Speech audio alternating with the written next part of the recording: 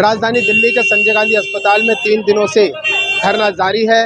Nurses की जो मांगे हैं वो पक्के को लेकर है और इसमें स्टाफ बढ़ाने की बात है और कई मांगों को लेकर ये धरना किया गया है और बताया जा रहा है कि अगर इनकी मांगों को पूरा नहीं किया गया तो लंबे समय तक ये धरना जारी रहेगा। और इनकी मांगों को लेकर कई बार इन लोगों ने लेटर भी दिया है, कई बार इन्होंने शिकायत भी किया है और बताया गया है कि इनकी मांगों को पूरा जल्द से जल्द किया जाए। अभी तक इनकी मांगें पूरी नहीं की गई है, जिसको लेकर ये धरना किया जा रहा है। तो आज तीसरा दिन है, आज समाप्ति का दिन है। तो राजधानी दिल्ली के आप देख सकते हैं मंगोलपुरी में किस तरह से नर्स दिल्ली सरकार के खिलाफ नारेबाजी कर रहे हैं। ये सभी नर्स स्टाफ है। बताया जा रहा है कि सुचारू रूप से लोगों का जो इलाज है वो चल रहा है, किसी प्रकार की कोई भी व्यवस्था में खलल ना आए, इसलिए 2 घंटे का ये सांकेतिक धरना किया गया है। और अगर इस धरने के माध्यम से सरकार ने इनकी बातों को नहीं माना तो ये लंबे समय तक धरना चलेगा, जिसका खामियाजा सरकार को भुगतना पड़ सकता है, क्योंकि इनकी जो मांगे हैं वो पक्के को लेकर है, स्टाफ बढ़ाने को लेकर है और उसके साथ साथ कई मांगे दिल्ली सरकार से मांग की है। अब देखना ये होगा कि इनकी मांगे सरकार कब तक पूरी करती है और कब इनकी बातों को सुना जाता है।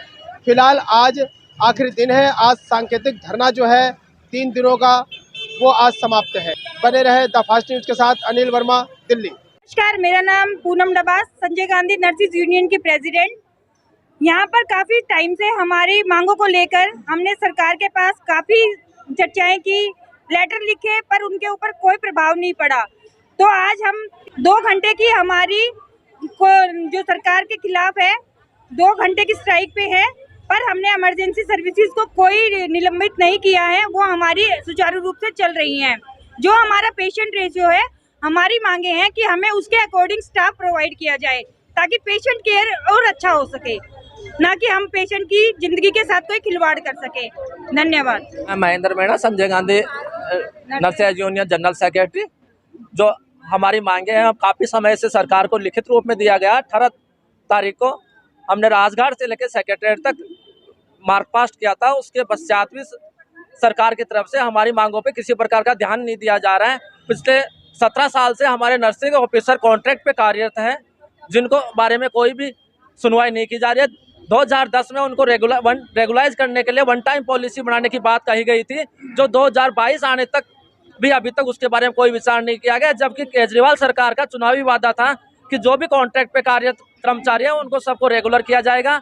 इसके अलावा आज तक 2011 से लेकर आज तक जो नर्सिंग कैडर है उसके किसी तरह के कोई प्रमोशन नहीं किए गए हैं। नर्सिंग कैडर में फर्स्ट अपॉइंटमेंट भी लोग रिटायर होने की कगार पे पहुंच चुके हैं। इसलिए हम सारी सरकार से मांग है कि तुरंत प्रभाव से नर्सिंग कैडर के प्रमोशन किए जाए।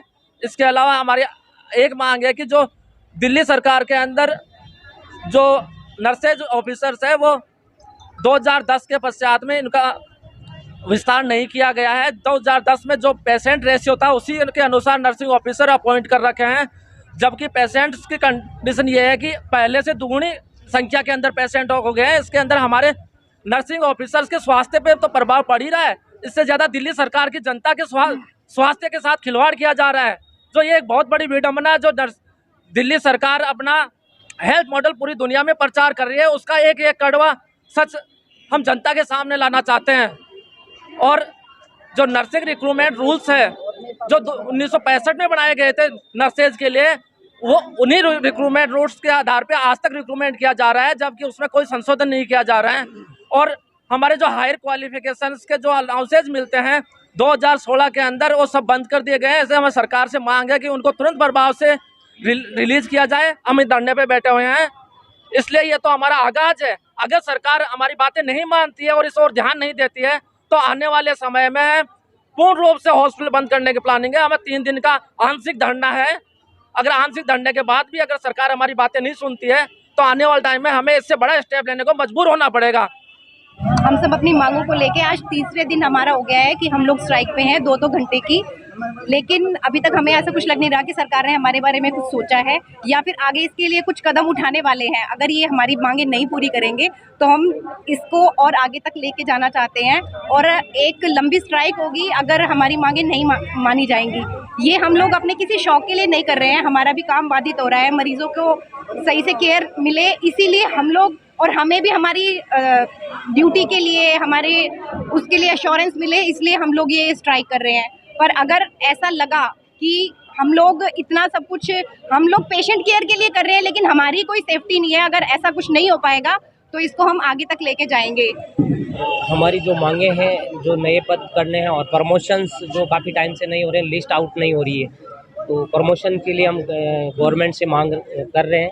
और इसके अलावा जो हमारे 17 साल से जो कॉन्ट्रैक्ट पे काम कर रहे हैं तो उनको जॉब एश्योरेंस ज़रूरी है सबसे पहले, क्योंकि जब तक जॉब एश्योरेंस नहीं होगा तब तक वो मतलब काम करेगा, लेकिन वो ज़रूरी है।